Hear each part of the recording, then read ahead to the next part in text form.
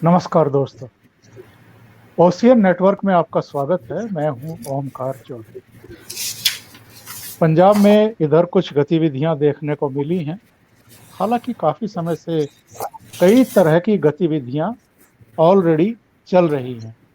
कांग्रेस के भीतर सिर फुटअव्वल जारी है। पंजाब में भी बयानबाजी देखने को मिली। दिल्ली में फिर 3 सदस्यीय एक कमेटी मल्लिकार्जुन खड़गे के नेतृत्व में बना दी गई। उसके सामने नवजोत सिंह सिद्धू भी आए, कैप्टन अमरिंदर सिंह भी आए। कुल मिलाकर के 80 लोगों से उनकी बातचीत हुई। वो रिपोर्ट सौंप चुके हैं। कांग्रेस में उसी तरह का झगड़ा राजस्थान में भी छिड़ा हुआ है। लेकिन आज हम जिस घटना से इस बातचीत की शुरू करने वाले हैं, वो घटना है अकाली दल और बहुजन समाज पार्टी के बीच में 25 साल बाद फिर से सीटों का तालमेल और गठबंधन। 25 साल तक अकाली दल भारतीय जनता पार्टी के साथ थे और कृषि कानूनों को मुद्दा बना करके उन्होंने गठबंधन से बाहर निकलने का फैसला ले लिया। हालांकि ये अपने आप में एक मजाक का और हैरत का विषय है कि इन 3 कृषि कानूनों की पहले हरसिमरत कौर केंद्रीय मंत्री होने के नाते प्रशंसा कर रही थी, उनको बहुत अच्छा बता रही थी और कांग्रेस की आलोचना कर रही थी। लेकिन बाद में इन्होंने पलटी मारी, एनडीए से खुद बाहर आ गए, हरसिमरत कौर का भी इस्तीफा हो गया। और अब जबकि पंजाब, उत्तराखंड, उत्तर प्रदेश, गोवा और मणिपुर, इन 5 राज्यों के चुनाव थोड़ा और नज़दीक खिसक आए हैं, तो अकाली दल ने फिर से बहुजन समाज पार्टी के साथ हाथ मिलाया है। अब बहुजन समाज पार्टी पंजाब में कितनी मजबूत रह गई है, या इस गठबंधन का कोई फायदा किसी को भी इनमें से मिलेगा या नहीं मिलेगा, किसको नुकसान होगा, किसको फायदा होगा, इस सब पर चर्चा करने के लिए और कुछ दूसरे मुद्दों पर भी चर्चा करने के लिए मेरे साथ चंडीगढ़ से जुड़ रहे हैं जाने माने राजनीतिक विश्लेषक रमनीक सिंह मान। नमस्कार रमनीक सिंह जी। नमस्कार, सत आपका श्री अकाल, बहुत जय हिंद स्वागत, जी। थैंक बहुत यू, स्वागत है आपका, बहुत स्वागत। धन्यवाद, थैंक यू। तो मैं सबसे पहले तो यही जानना चाहता हूँ रमनीक भाई कि ये अकाली और बहुजन समाज पार्टी के बीच जो गठबंधन हुआ है, जिसमें पता चला है कि 20 सीटों पर बहुजन समाज पार्टी लड़ेगी और बाकी सीटों पर अकाली दल चुनाव लड़ेगा, तो इससे क्या कोई फायदा होने जा रहा है अकाली दल को या बहुजन समाज पार्टी को? क्योंकि जहां तक मैं समझता हूं, क्योंकि मैं भी चंडीगढ़ में रहा अमर उजाला में, बहुजन समाज पार्टी का तो जनाधार काफी समय पहले ऑलरेडी खिसक चुका है। एक जमाना था जब इनकी 3 सीटें आई थी, पर उसके बाद तो ना वोट शेयर इनका कुछ खास है, ना कभी ये चुनाव उस तरीके से लड़ते हैं और ना ही कभी जीतते हैं। तो इस गठबंधन का कोई किसी तरह का राजनीतिक मतलब है? अब इसमें ना तो सब दो तीन चीजों को अगर आप टेक इनटू अकाउंट, सबसे पहली चीज तो यह है कि अकाली दल करती है पंथिक राजनीति, यानी कि धर्म की राजनीति, पंथ की राजनीति, यानी कि सिक्खी के मतलब आप स्वरूप में देखेंगे तो सिख धर्म की राजनीति करते हैं। और सिख धर्म में जात पात को डिस्कस करना या जाति कहना इज इज फॉरबिडन। मतलब गुरु साहब जो है वो कह गए थे कि आज के बाद शब्द गुरु है, गुरु मान्यो ग्रंथ। जैसा कि आपको पता है कि ये इंसिडेंट 20 अक्टूबर 1708 का है, नांदेड़ में गुरु गोविंद सिंह साहब सच्चे पातशाह 10वीं पातशाही जो है वो कह गए थे कि सब सिखन को हुक्म है, गुरु मान्यो ग्रंथ, गुरु ग्रंथ जी मान्यो प्रगट गुरु की दे। तो अजब, गुरु ग्रंथ साहब ही लिविंग गुरु है, शब्द ही गुरु है, और महाराज की बाणी में लिखा हुआ है कि जात पात के ऊपर आपने चर्चा नहीं करनी। और फिर ये एक राजनीतिक तौर पे, पॉलिटिकली स्पीकिंग, ये एक गठजोड़ करते हैं एक ऐसी पार्टी के साथ जिसमें ये डिक्लेयर करते हैं कि अगर हम सत्ता में आएंगे तो डेप्यूटी सीएम एक दलित बनेगा। अच्छा, इसके अंदर एक दिलचस्प चीज और है, ये नहीं कहते कि बीएसपी का दलित बनेगा, इनका कहना है कि दलित बनेगा। कहीं पे भी ये डिक्लेरेशन नहीं है। अगर आप इसको गौर से देखेंगे, अगर आप इसको ऑब्जर्व करेंगे तो यू विल फाइंड कि ये कहीं पे प्रॉमिस नहीं है। कि बहुजन समाजवादी पार्टी का कोई विधायक डिप्टी सीएम बनेगा तो दलित होगा। इनका कहना है कि दलित डिप्टी सीएम होगा। तो ये इसके अंदर ना, हम अंग्रेजी में एक शब्द है ऑक्सीमोरॉन, ये कि विरोधाभास है अपनी। या तो आप पंथिक राजनीति कर रहे हैं, या आप विशुद्ध रूप से राजनीति कर रहे हैं, या आप सिख धर्म की राजनीति कर रहे हैं, या फिर आप बिल्कुल सिख धर्म की या गुरुओं की जो मैसेज है, जो उनकी वाणी है, जो उनके वचन है, जो उनके उपदेश है, जो उनके आदेश है, उनके विरुद्ध जाके आप काम कर रहे हैं। तो इन दोनों चीजों को पहले आपको सामने रखना पड़ेगा और आपको ये सवाल करना पड़ेगा कि भाई, आप 25 साल बाद पुनः जुड़े और आपने अब ये शगुफा छोड़ा है कि दलित और डिप्टी सीएम बनेगा। ये तो होगी अकाली दल की बात।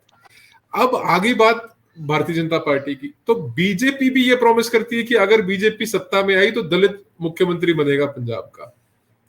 और यही जो पत्ता है वो कांग्रेस पार्टी खेलती है कि साहब अभी हो सकता है वो डिप्टी सीएम एक दलित बना भी दे अभी तुरंत, पर वो उतनी लेट, जब चिड़िया चुग गई खेत वाली बात है कि अब दिन कितने रह गए, अब दिन कितने रह गए चुनाव को, और अब आप डिक्लेयर कर रहे हैं कि साहब हम एक दलित मुख्यमंत्री, उप मुख्यमंत्री बनाएंगे। It doesn't make sense. ये सब देखिए, जितना कुछ आप देख रहे हैं पंजाब के अंदर, ये सारी राजनीति चल रही है। और ये राजनीति का सबसे पहले जो, जिसे कहते हैं पत्ता फेंका, वो पहला पत्ता फेंका बीजेपी ने कि हम दलित मुख्यमंत्री बनाए। उसके कारण भी हैं। 34-35 ऐसी सीटें हैं पंजाब में जो दलित बहुल हैं। वहां पे ये माना जाता है कि वहां पे दलित जिस तरफ वोट डालते हैं उस तरफ वो सीट जाती है। और ऐसी ही करीबन 33-34% जो है आबादी पंजाब की दलित है। तो ये दलित वोट को साधने का जो प्रयास किया जा रहा है तीनों तरफ से, तो ये उसका एक हिस्सा है। अब आपने पूछा लाभ और हानि क्या होगी दलित को, तो ये अकाली दल क्या कर रहा है कि दलित को, they are using Dalit as a vehicle. एक वो अपनी गाड़ी की तरह उनको इस्तेमाल कर रहे हैं कि हम उसके ऊपर चढ़ के और हम सत्ता तक पहुंच जाए, सत्ता तक हम अपना हिस्सा बना ले। पर मैं बता रहा हूं कि इसमें बहुजन समाजवादी पार्टी के लिए या पंजाब के अंदर रहने वाले दलितों के लिए इसके अंदर कुछ नहीं है, कोई बेनिफिट नहीं है। ये विशुद्ध रूप से अकाली दल अपने लाभ के लिए कर रही है। और मैं आपको एक बड़ी दिलचस्प बात बताऊं, मैंने एक ट्वीट किया था थोड़े दिन पहले कि अकाली दल जो है वो काडर चोर है। काडर का मतलब होता है कार्यकर्ता, जो आपके धरातल के ऊपर काडर होता है। ये लोग काडर चोर है। अकाली दल ने, जब तक वो बीजेपी के साथ जुड़ा रहा, अकाली दल ने कभी भी बीजेपी को भारतीय जनता पार्टी नहीं बनने दिया, उसको बादल जनता पार्टी बना के रखा। कोई नेतृत्व कभी आगे नहीं आने दिया किसी भी धर्म से या जात से। कोई आप मुझे एक बड़ा नेता बता दें जो प्रकाश सिंह बादल या अकाली दल, श्रोमणी अकाली दल बादल के नेतृत्व में या उनके शासन काल में कोई इतना बड़ा हो गया हो। हाँ, इन्होंने ये चीज जरूर सुनिश्चित करी कि बीजेपी किसी तरीके से भी पंजाब के अंदर जो सिख वोट बैंक है, जट सिख वोट बैंक है, या कोई भी आप उसको पैमाने में ले लीजिए, वहां पे ये अपना नेतृत्व ना खड़ा कर पाए। किसी को, नोबडी टू बिग, किसी को इतना बड़ा नहीं होने दिया कि वो प्रकाश सिंह बादल या उनके परिवार के लिए या विद इन हिज पार्टी, मतलब बेसिकली परिवार के लिए कोई चैलेंज ना बन जाए आने वाले वक्त में। उन्होंने अपने सगे भाई को कभी राजनीति में आगे नहीं आने दिया। उन्होंने अपने रिश्तेदारों को कभी आगे नहीं आने दिया। और प्रकाश सिंह बादल साहब का एक कहना होता है, वो कानून शरीक खड़े कर दो। क्यों भी आप मतलब रिश्तेदारों में आप कंपटीशन ऐसा खड़ा कर दो जो कल को तुम्हारे को खा जाए। तो ये इनकी एक मानसिकता है। और मैं, यकीन मानिए, मैं इस बात को मैं आपको वाज़ेह तौर पर बताना चाहता हूं कि जो मेरे पास सूचना आ रही है, जो मुझे बताया जा रहा है कि हो सकता है कि एक दलित महिला को डिप्टी सीएम बनाने का काम अभी कांग्रेस पार्टी करे। ये ऐसा अभी चल रहा है। पर इसमें सबसे महत्वपूर्ण चीज है कि बीजेपी के लिए खोने के लिए कुछ नहीं है। मतलब जिस स्थिति पे वो आज है, they have got nothing to lose. यहां से मतलब आप गेन नहीं कर सकते, आप लूज नहीं कर सकते। और बहुजन समाजवादी पार्टी के लिए भी इसमें there is nothing to gain. Eventually जब ये जोड़ के रहेंगे तो ये देखेंगे कि इनका जो काडर है, दलित वोट बैंक है, या जो दलित छोटे बड़े नेता हैं जो कहीं पे भी होल्ड रखते हैं, उन सबको ये अपने साथ लपेट के और ये जोड़ लेंगे और धीरे धीरे ये काडर खत्म कर देंगे। जो इन्होंने बीजेपी के साथ किया वो बीएसपी के साथ भी करेंगे। हालांकि इतना बड़ा कोई बेस है नहीं बीएसपी का, क्योंकि आरएसएस या राष्ट्रीय स्वयंसेवक संघ जैसी कोई बीएसपी के पीछे एक पेरेंट ऑर्गेनाइजेशन नहीं है जो उनके लिए जमीनी स्तर के ऊपर कहीं काम करे, वो उनका अपना एक दलित अट्रैक्शन है, एक मान्यवर कांशीराम के समय से, क्योंकि कांशीराम जी की राजनीति तो पंजाब से शुरू हुई थी, तो बिल्कुल। कांशीराम जी के समय से, और अब बहुत राजनीति बदल गई है, बहुत लंबा समय हो गया है। और जब पिछली बार इनका गठबंधन था बहुजन समाजवादी पार्टी के साथ 25 साल पहले, तब माननीय कांशीराम जी आगे थे, और जब उनको छोड़ के ये बीजेपी के साथ आए तब इक्वेशन कुछ और थी। तब वो माननीय अटल बिहारी वाजपेयी जी जो है वो बीजेपी में ही used to call the shots. अब वो कहते हैं ना कि अब मतलब इसको नेगेटिव सेंस में ना लेना, पर वो कहते हैं ना तो वो सांप रहे ना वो जहर, तो ना तो वो नेता रहे और ना वो राजनीति रही। चीजें बहुत बदल गई हैं तब से अब। और मायावती तो कभी उत्तर प्रदेश नहीं जाती हैं, पंजाब गए हुए तो पता नहीं कितना अरसा हो गया होगा। जब काशीराम जी थे तब वो एक आध चक्कर चंडीगढ़ का जरूर लगा लेती थी, पर तब भी पंजाब में कोई बड़ा कार्यक्रम उन्होंने कभी किया हो, किसी मुद्दे पर वो गई हो, कभी प्रेस कॉन्फ्रेंस करने भी गई हो, मुझे तो याद नहीं आ रहा है। तो पंजाब में बीएसपी का है क्या इस समय? ये बड़ा दिलचस्प जो सवाल है आपने पूछा है, और क्योंकि इसको ना एनालिटिकली लेना चाहिए। ये जो कहानी है ना, ये जो आप देख रहे हैं अकाली दल बीएसपी का, ये ना केवल पंजाब में, पर आप इसका असर यूपी में भी देखेंगे। यूपी में भी कुछ ऐसे सिख बहुल क्षेत्र हैं जहां पे ये इसका आप असर देखेंगे। ये रास्ता जो है पंजाब से दिल्ली, दिल्ली से यूपी और वापस फिर यूपी से दिल्ली होते हुए पंजाब आता है। ये मतलब अगर ये गठबंधन हुआ है तो ये सिर्फ एक चुनाव के लिए, एक प्रदेश के लिए नहीं हुआ। ये थोड़ा सा इसका अगर आप देखेंगे तो असर दूर दिखेंगे। और आपने ठीक कहा कि बहुत समय से एक्टिव नहीं है। और एक दिलचस्प बात मैं और आपको बताऊं कि जो अकाली दल के अंदर या कांग्रेस के अंदर या बीजेपी के अंदर जो दलित नेता है, चाहे वो सांपला हो, सोम प्रकाश हो, डॉक्टर वेरका हो, शमशेर सिंह डुल्लो हो, या गुलजार सिंह रनीके हो, ये लोग भी मतलब बहुत हद तक अपनी अपनी पार्टीज के अंदर कहीं बैक सीट पे रहे। तो ये समय इनके लिए भी है बहुत उभर के आगे आने का। मतलब ये चीज मैं विजय सांपला जी के लिए नहीं कह सकता, क्योंकि उनको केंद्र में भी लेके गए और उनको प्रदेश अध्यक्ष भी बना के रखा। तो बीजेपी ने तो कोशिश करी थी कि जो अपने दलित नेता उनको थोड़ा सा ठीक ठाक एकोमोडेट करने की, पर अगर आप दूसरी तरफ देखें तो इतना ज्यादा कहीं एडजस्टमेंट दिखी नहीं। और डुल्लो और प्रताप सिंह बाजवा और सिद्धू, ये लोग तो सब खुले में मतलब कैप्टन के खिलाफ मोर्चा खोले हुए हैं। पर ये डेफिनेटली है कि एक जो कहते हैं ना कि राहत की सांस जो दलित नेता है पंजाब के, उनके लिए ये अलायंस जरूर बन के आया है। और जहां तक दलित मुख्यमंत्री का प्रश्न है, जैसा आपने खुद भी कहा है कि 32-34% दलित वोट हैं पंजाब में, और शायद किसी भी और दूसरे राज्य में इतने दलित नहीं हैं जितने पंजाब में हैं। तो किसी भी दल ने अभी तक भी दलित को उतना प्रतिनिधित्व अपनी सरकार में नहीं दिया, संगठनों में भी उतना नहीं दिया। अब अचानक से अगर भारतीय जनता पार्टी ने दलित मुख्यमंत्री की बात कर दी है, तो कांग्रेस भी अब डिप्टी चीफ मिनिस्टर दलित ला रही है। मतलब 70 चूहे खा करके अब बिल्ली हज को चलेगी। 4.5 साल हो गए शासन करते हुए, तब आपको दलित याद नहीं आए। अब चूंकि भारतीय जनता पार्टी ने दलित मुख्यमंत्री का एक दांव चल दिया है, वो भी अभी दूर की कौड़ी है, क्योंकि भारतीय जनता पार्टी वहां बहुत वीक है। और जैसा आपने कहा है कि अकाली दल ने कभी उसको पनपने ही नहीं दिया, तो बीजेपी को तो अभी अपनी लीडरशिप इमर्ज करनी है। और जिस तरीके से 3 कृषि कानूनों को लेकर के उसके खिलाफ वहां विश्व वामन किया गया है, जिस तरीके से अरुण नारंग के साथ मारपीट और उनके कपड़े फाड़े गए, उन सब को लेकर के भी भारतीय जनता पार्टी को वहां पैर रखना और एक माहौल बनाना चुनाव तक, वही अपने आप में बहुत बड़ी चुनौती होगी। लेकिन उसने एक ठहरे हुए पानी में जैसे कंकड़ उछाल दी है, और अब सब दलित दलित करना शुरू कर चुके हैं।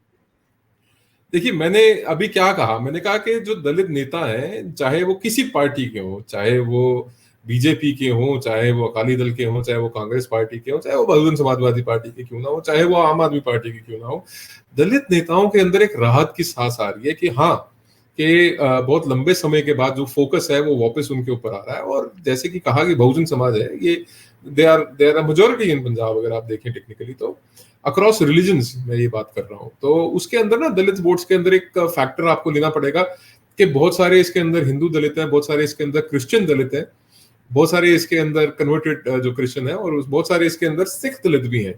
तो वो मतलब गणित जो है ना उसको अलग अलग जो राजनीतिक दल हैं अपने हिसाब से साधने का प्रयास कर रहे हैं। तो ये तो बेसिकली एक बात हुई जहां तक आपने बात करी दलित नेतृत्व की। दूसरी बात जो आपने, मैं आपको बताना चाहता हूं कि बीजेपी की कहानी क्या है, और ये दलित नेतृत्व की बात जो है, दलित मुख्यमंत्री की बात है, वो कैसे उनको बेनिफिट कर सकती है। उसके दो कारण हैं। देखिए 34%, 35%, 34-35% के लगभग यहाँ पे ना दलित वोट मतलब है, वोट शेयर है, यानी कि पॉपुलेशन जो आबादी है वो इतनी है यहाँ पे पंजाब में, एक फैक्टर है। दूसरा फैक्टर है इतनी ही 33-34 सीटें हैं जिनके ऊपर दलितों का ठीक ठाक सा असर रहता है। दूसरा, पंजाब के अंदर करीबन 52-54 के आसपास अर्बन सीटें हैं, तो उन अर्बन सीटों के ऊपर भी कुछ बीजेपी का मतलब रहता है, चाहे वो अंडर करंट कह लीजिए, चाहे आप कह लीजिए कि उनका कुछ एक हल्का फुल्का उसके ऊपर एक असर रहता है। और असेंबली है साहब 117 की, तो 117 की असेंबली में अगर आप अर्बन सीटों को और दलित सीटों को जोड़ लें, कहीं ओवरलैपिंग भी है, ऐसा नहीं कि सारी की सारी दलित सीटें हैं जो वो रूरल में है, अर्बन में भी हैं। अगर आप ओवरलैपिंग भी देख लें कहीं पे, तो आप देखेंगे कि एक साइजेबल नंबर हो जाता है तैयार, जिसके अंदर अगर वो अच्छे से परफॉर्म कर लेते हैं, तो अभी मैं इमीडिएटली नहीं बोलता 22 के लिए, बट हो सकता है 27 के लिए एक बहुत मजबूत ग्राउंड तैयार हो जाए आने वाले वक्त में। और एक मैं आपको दोबारा मैं इस बात को दोहराना चाहता हूं, मैंने बहुत बार ये बात कही है कि मेरी समझ से, हो सकता है मैं गलत हूं और अभी भी 16 दिन है उस चीज को बाकी, मैंने कहा था कि मेरी समझ से 15 मई से लेके और 30 जून के बीच में ये सब सेटल हो जाना चाहिए। और बीजेपी का जो आला नेतृत्व है वो उसको सेटल करना भी चाहता है, और कहीं ना कहीं इस चीज के लिए मंशा भी है, और कहीं ना कहीं इस चीज के लिए एक अंदरूनी दबाव भी है कि इसको आप निपटा दो, बहुत दिन हो गए, इसको सुलझा दो। तो अब देखना ये होगा कि ये किस तरीके से निपटेगा। ये किसान जो है ये दिल्ली के बॉर्डरों से वापस पंजाब में किस हालात में वापस जाएंगे, क्या वो परिस्थितियां होंगी जिसमें ये वापस जाएंगे, नंबर एक। नंबर दो, ये जो दलित सीएम का जो जिसके बाद ये सारा कहते हैं ना कि ये खलारा, कहते पंजाबी सारा खलारा पड़ेगा कि जी वहां पे तो वो कह रहे हैं कि बीएसपी के साथ हम गठबंधन करेंगे। पंजाब में कांग्रेस की एक मजबूरी होगी कि साहब हम एक, हो सकता है कि महिला डिप्टी चीफ मिनिस्टर आ जाए, मतलब इन्होंने आगे के लिए तो कह ही दिया है। और अभी जो बेसिक जो मूट इशू है पंजाब कांग्रेस का, वो तो अभी प्रॉपरली एड्रेस भी नहीं हुआ। जो सिद्धू वाला है उसकी तो हमने बात ही नहीं करी अभी तक। तो कहानी है कि यहाँ पे देयर है डिवाइडेड हाउस, और अकाली दल का एक कॉन्फिडेंस यहाँ पे मतलब खोता हुआ नजर आता है जब अकाली दल ये प्रयास कर रही है कि हम कहीं ना कहीं गठबंधन में जाके किसी को साथ जोड़ के और हम चुनाव लड़े। और वो एक बहुत, जिसे कहते हैं, बड़ा पोटेंट और बहुत राजनीतिक रूप से बड़ा एक पोटेंट डिसीजन नजर आता है, एक बड़ा जिसे कहते हैं कि सदा हुआ फैसला नजर आता है कि looks like a good idea, but वो जमीन के ऊपर कितने बेहतर तरीके से वो तब्दील कर पाएंगे। और क्योंकि जो सीटें इन्होंने चुनी हैं, अगर आप उन सीटों पे गौर करेंगे तो मोस्टली आप देखिएगा कि सीटों के पीछे साहब लिखा हुआ है, जैसे कि श्री अमृतसर साहब, अपना अनंतपुर साहब। तो ये जो सिलेक्शन ऑफ सीट्स है ये यहां तक सीमित नहीं रहेंगी। ये सिलेक्शन ऑफ सीट्स 2024 के आने वाले चुनाव में मैंने कहा ना कि ये दिल्ली पंजाब और पंजाब से वापस वाया दिल्ली यूपी, और यूपी से वापस वाया दिल्ली पंजाब। तो ये रास्ता इन्होंने उस तरीके से खोला। अभी इसमें जो सीट शेयरिंग हुई है वो मोस्टली पंथिक सीटें हैं। तो मतलब यहाँ तो अकाली दल ये महसूस कर रही है कि उनका ग्रिप छूटता जा रहा है पंथिक जो एजेंडा है उसके ऊपर। और जो एक extreme hardliner right wing Sikh कह लीजिए आप राजनीति है, उस स्पेस को कुछ किसान नेता या कुछ और लोग उसको ऑक्यूपाई कर रहे हैं। तो एक ये बहुत ज्यादा, मतलब अभी इसके ऊपर कुछ भी निष्कर्ष निकालना डॉक्टर साहब बहुत चौल साहब बहुत मुश्किल है, क्योंकि ये अभी बहुत फ्लूइड सिचुएशन है। It is still developing. ये रोज तब्दीली आ रही है, इसके अंदर रोज कुछ ना कुछ बदलाव आ रहा है, रोज बदल रही है ये सिचुएशन। तो मैं आज के परिप्रेक्ष्य में जो बात कर रहा हूँ वो केवल आज के परिप्रेक्ष्य में, कल क्या हरकत होगी और कैसे सिचुएशंस चेंज होंगी इस बात की कोई तसल्ली नहीं, क्योंकि डिसकंटेंट कांग्रेस के अंदर भी है, डिसकंटेंट बीजेपी के अंदर भी है, डिसकंटेंट अकाली दल के अंदर भी है। और बीजेपी का जो मेजरली जो लीडरशिप है वो कॉम्प्रोमाइज है कहीं ना कहीं बादल साहब के साथ, क्योंकि बहुत फेवर्स ले रखे हैं, मतलब बड़े नेताओं ने बहुत काम ले रखे हैं सरकार के दौरान। तो हो सकता है कि कुछ आपको खींचतान उस तरीके की नजर है, बट अभी कहना मतलब कंक्लूसिवली बड़ा मुश्किल है, ये बड़ी फ्लूइड सिचुएशन है। दूसरे मैं ये जानना चाहता हूँ, चूंकि मैं भी पंजाब, हिमाचल, चंडीगढ़ और हरियाणा की राजनीति को बहुत सालों से बहुत करीब से देख रहा हूँ। अ, हरियाणा में भारतीय जनता पार्टी की हिचक बहुत लंबे समय तक नहीं गई कि चौटाला देवीलाल परिवार के आभा मंडल से बाहर निकलें कि नहीं निकलें। एक बार बंसीलाल जी के साथ भी इन्होंने गठबंधन किया, वो भी नहीं चल पाया था, और 98-99 में समर्थन वापस लेकर के फिर से चौटाला की सरकार बनवा दी थी। और वही हिचक इनकी पंजाब में भी रही। प्रकाश सिंह बादल का जैसे आपने जिक्र किया कि वहां भारतीय जनता पार्टी कम और बादल जनता पार्टी ज्यादा बन करके रही। तो ये अकालियों के साथ 25 साल भारतीय जनता पार्टी के लिए फायदेमंद रहे या नुकसानदेह रहे? ये बड़ा जो ऐसा बड़ा ट्रिक क्वेश्चन है। सी, अगर आप सत्ता का हिस्सा रहते हैं, सत्ता का हिस्सा रहने के बाद अगर आप कुछ चीजों को जो पॉलिसी वाइज, मैं ये कहना चाहता हूं कि हर एक चीज ऐसी नहीं होती कि आप कहें कि साहब नेताओं का फायदा क्या हुआ। यहां पे बात होती है आपने समाज का क्या फायदा किया। तो जो पॉलिसी वाइज है कि कहीं ना कहीं पॉलिसी डायरेक्टिव देने के लिए या पंजाब में किस तरीके से किस क्षेत्र में किस लोगों के लिए, और विशेष तौर पे जो सामाजिक सद्भाव है। देखिए अभी क्या है कि कांग्रेस पावर में है और खालिस्तानियों ने बहुत सिर उठा रखा है, और आप जगह जगह देखते हैं कि एक डिस्टर्बेंस, एक अनईजी काम, जैसे कहते हैं ना कि बिल्कुल शांति तो है बट बहुत अनईजी सी शांति है, वो उसके अंदर कुछ कंफर्ट नहीं है। तो उस चीज को दूर रखने की अगर हम बात करें तो हाँ, ये देश के लिए बहुत बड़ी अचीवमेंट थी कि अगर ऐसी फोर्सेस को जो देश को तोड़ने की बात करें, जो देश से अलग होने की बात करें, जो पंजाब को देश से तोड़ने की बात करें, जो एक समाज को दूसरे समाज से लड़ाने की बात करें, उनको दूर रखा गया और उनकी राजनीति को मतलब इस तरीके से मतलब जो सामान्य परिप्रेक्ष्य उससे बाहर रखा गया, एक नॉर्मल डिस्कोर्स से बाहर रखा गया।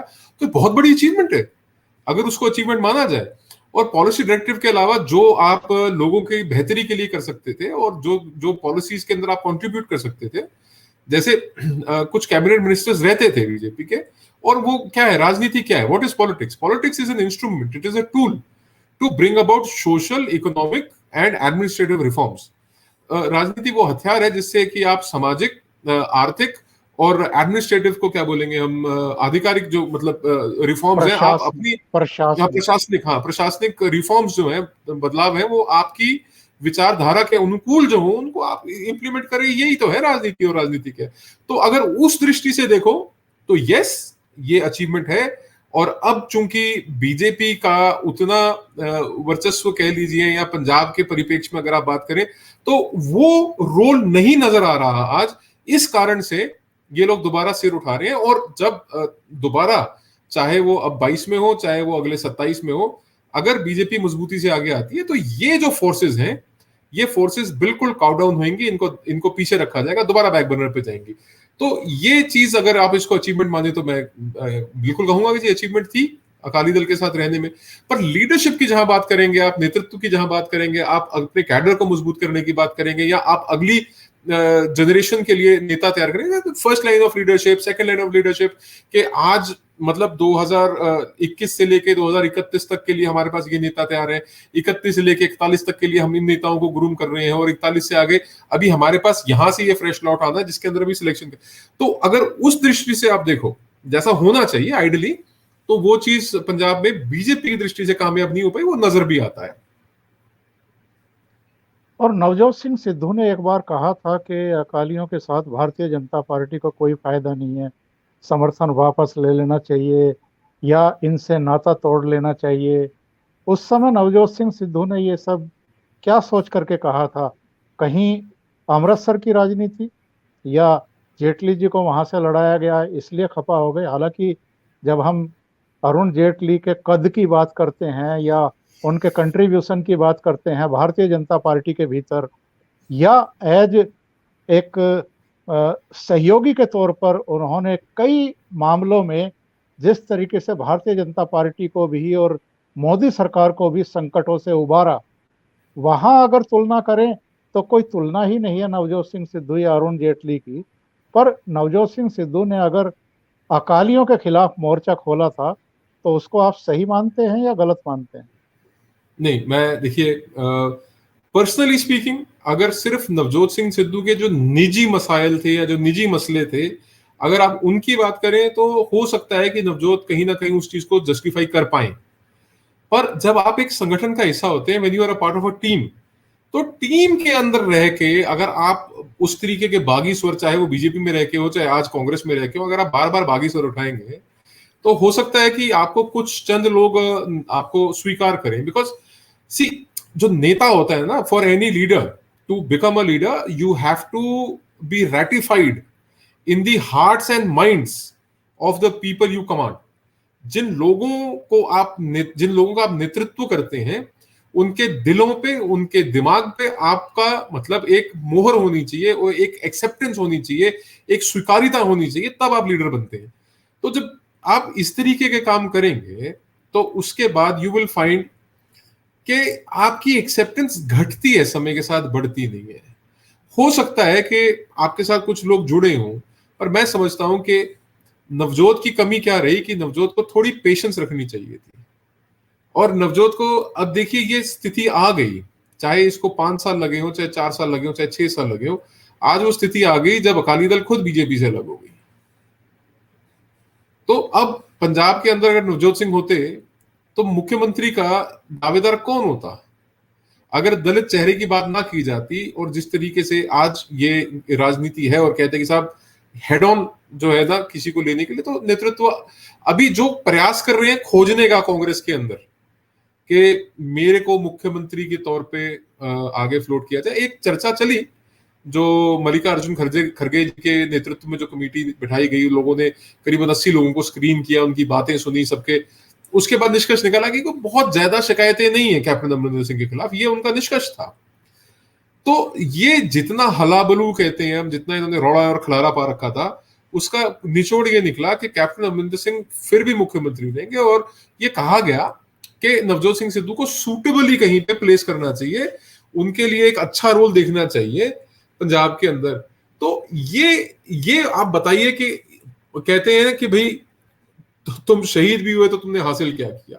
तो तुमने वो करने के बाद व्हाट डिड यू गेट? अभी भी तुम वो जगह खोज रहे हो जो बाय डिफॉल्ट तुम्हारे लिए दूसरी जगह उपलब्ध रहती। तो मैं समझता हूं कि अभी भी आई स्टिल फील के नवजोत को थोड़ी सी पेशेंस रखनी चाहिए। He still very young politics के लिहाज से, क्योंकि पॉलिटिक्स में मतलब 40-50 साल उम्र कोई होती नहीं। अगर आप किसी को बोलो कि साहब मैं 48 साल का हूं और महाराज, अरे तुम तो अभी बहुत जवान हो यार, अभी तो यंग हो। तो मतलब कई लोगों की तो रिटायरमेंट एज आ जाती है। अगर हम फोर्सेस की, अगर हम फौज की दृष्टि से बात करें तो हवलदार रैंक तो बेचारे रिटायर हो जाते हैं इससे पहले। तो राजनीति की बात करो तो कहते हैं यार अभी तो तुम बच्चे हो, अभी तो जवान हो। तो थोड़ी पेशेंस रख के चलना चाहिए। और आप अगर उतावले होंगे, अगर आप इतने बेकरार होंगे, आप इतने डेस्परेट होंगे, तो कहीं ना कहीं गलतियां तो होंगी। अब उसका एक नवजोत का अपना वे ऑफ ऑपरेशन है और उसके बाद उसने एक प्रेशर क्रिएट करने में वो कामयाब हुआ। पर मैं समझता हूं कि दूसरी तरफ एक दूसरी नेशनल पार्टी में, पंजाब की बात ना करें, जनरल बाय लार्ज बात करें, तो उनको राज्यसभा भी भेजा गया। और एक मैं इस बात से सहमत भी हूं कि अगर अमृतसर की सीट पे जेटली जी को लड़ा के, वहां से हार के और दोबारा जेटली जी को राज्यसभा से भेजना था, तो पहले राज्यसभा से भेज देते और नवजोत फिर भी अमृतसर से जीतते। There was no doubt he would have won again. तो ये कुछ चीजें ऐसी हैं कि जो आपने ठीक कहा कि कंपैरिजन नहीं है दोनों के बीच में, बट स्ट्रेटेजी क्या रही वो मतलब थोड़ी सी समझ से परे है। पर it is in the past, वो तो हो चुका। तो अब उसके बारे में तो लाठी पीटने का कोई फायदा नहीं है। और अकाली दल ने जो भारतीय जनता पार्टी के साथ गठबंधन तोड़ा 3 कृषि कानूनों को मुद्दा बना करके, अब चूंकि विधानसभा चुनाव बहुत दूर रह नहीं गए हैं और हम आप सब जानते हैं कि जो आंदोलन यहाँ चल रहा है 6.5 महीने से, अभी 26 जून को 7 महीने हो जाएंगे, इसके पीछे कौन कौन फोर्सेस हैं वो भी हम जानते हैं। यहाँ की भी हैं, वहाँ विदेशों की भी हैं, और मकसद क्या है ये भी सबको पता है। तो पंजाब के विधानसभा चुनाव में आम आदमी पार्टी भी चाहेगी इसका फायदा उठाए।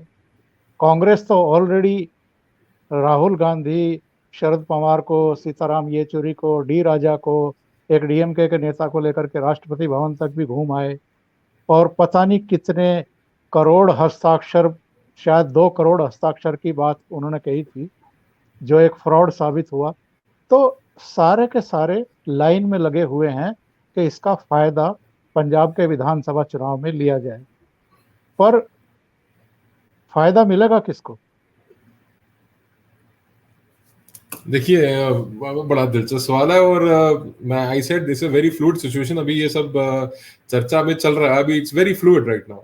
और जब आपने किसान आंदोलन से जोड़ के, मैं इस बात का मेरे ख्याल है मैं पहले जवाब दे चुका हूं कि अभी let us see how it gets resolved, ये किस तरीके से सुलझता है और कैसे सुलझता है, उसकी वो जो है ना, वो नींव वहां पे रखी जाएगी कि आगे फायदा किसको होगा। और आपने कहा कि इसके पीछे कौन कौन फोर्सेस हैं, तो यहां वहां जाने कहां कहां के लोग इसके अंदर इन्वॉल्व हैं। और देखिए क्या होता है कि इसमें ना पैसा बहुत है। जब आंदोलन करते हैं तो मतलब आपको ना सिर्फ लोग इन्वॉल्व होते हैं, पर आपको, मैं जैसे आपने कहा ना कि यहां वहां जाने कहां कहां से आपको पैसा भी आता है। समर्थन तो मिलता ही है, पर पैसा भी बहुत आता है, तो ये चंदा भी बहुत इकट्ठा होता है। मतलब ये ना, कई ऐसे नेता हैं जिनकी पुश्तों के लिए उन्होंने पैसा इकट्ठा कर लिया। मैं नाम नहीं लूंगा, अच्छा नहीं लगता। और कभी वक्त आएगा जब ये, अभी फ्लूइड सिचुएशन है, जब सुलझेगी ना, तो मैं आपके सामने एक दिन बैठूंगा, मैं आपको एक फ्लो चार्ट दे दूंगा, आप चाहे उसको पूरे को चला देना, मैं आपको पूरा दिखा दूंगा कहां से किसके पास क्या माया आई और कहाँ वो माया राम गया, और कैसे किसने कितना कंज्यूम किया, कितना अपने घर में रख लिया, कितना लगा दिया और कितना बांट दिया। कुछ एक अपने पास ब्रॉड सा आइडिया है, सटीक बिल्कुल जिसे कहते हैं जीरो जीरो एग्जैक्ट पता होना वो नहीं पॉसिबल, पर एक ब्रॉड आइडिया है कि वहां से एक मनी ट्रेल, बिकॉज पैसा जब चलता है ना, चाहे वो नगद में चले चाहे वो कैसे चले, एक उसके पीछे ट्रेल होती है। वो मनी ट्रेल अपन लोग बहुत दिन से ट्रेस कर रहे हैं। कभी बैठेंगे, करेंगे इस बारे में चर्चा। तो दूसरा, आप पंजाब के जो आने वाले चुनाव है उसके अंदर जो प्रशांत किशोर है, उसकी स्ट्रैटेजीज को मत भूल जाना। मतलब वो एक ऐसा व्यक्ति है कि जो बहुत जैसे कहते हैं बिलो द बेल्ट खेल सकता है। तो क्या होगा, कैसे होगा, और क्या मतलब, I have a very sharp I on this, मैं इसके ऊपर बड़ी पैनी नजर बनाया हुआ हूँ। तो अभी मैंने कहा ये बड़ा फ्लूइड है, अभी ये चल रहा है, अभी इट इज स्टिल प्रोग्रेसिंग। तो ये अगले महीने 1.5 महीने में कुछ स्थितियां क्लियर होंगी, और उसके बाद जब टिकटें नजदीक आएंगी, तो आम आदमी पार्टी की बात यह है कि आम आदमी पार्टी उस भूखे भेड़िए की तरह है जो नीचे खड़ा और ऊपर देख रहा है कि कोई टपके पेड़ से, तो मैं उसको पकड़ लूं। उनके पास देखिए मुख्यमंत्री का चेहरा नहीं है।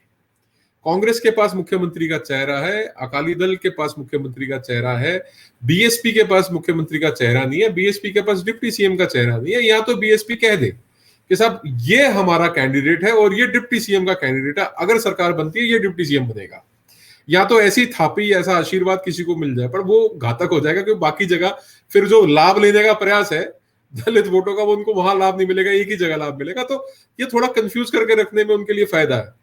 दूसरा, अब आम आदमी पार्टी की बात कर लेते हैं। आम आदमी पार्टी के पास अभी भी कोई मुख्यमंत्री का चेहरा नहीं, और जैसा आपने सुना ही होगा कि कुमार विश्वास ने जो बात कही थी कि भी वो चाहता है अरविंद के पंजाब का मुख्यमंत्री मैं बन जाऊं, उसकी कहानियां जो है वो बड़ी प्रचलित हो गई, और लोग अब जल्दी से उन पर विश्वास नहीं करेंगे। तीसरी बात, बीजेपी के पास जैसे मैंने कहा ना कि कोई नेता ऐसा है नहीं जिसको वो कह दे कि हाँ, अगर वो डिक्लेयर करके चले, जैसे किसी का नाम ले लें, वो डिक्लेयर करके चले तो ये हमारा मुख्यमंत्री का दावेदार है, अगर सरकार में आते हैं, सत्ता में आते हैं, तो वो देखने लायक होगा। पर मुझे उस पर भी डाउट है, उस बात पे भी वो डाउट है मेरे को कि वो ऐसा कुछ करेंगे या नहीं करेंगे। अथवा पर ये अभी मैंने बताया बड़ी फ्लूइड सी सिचुएशन है। तो इस सिचुएशन में जो बार्गेनिंग पावर विद इन ये अकाली दल है, उन दलित नेताओं की वो क्या रहेगी और किस तरीके से ये सिचुएशन जो है अभी देखने लायक है।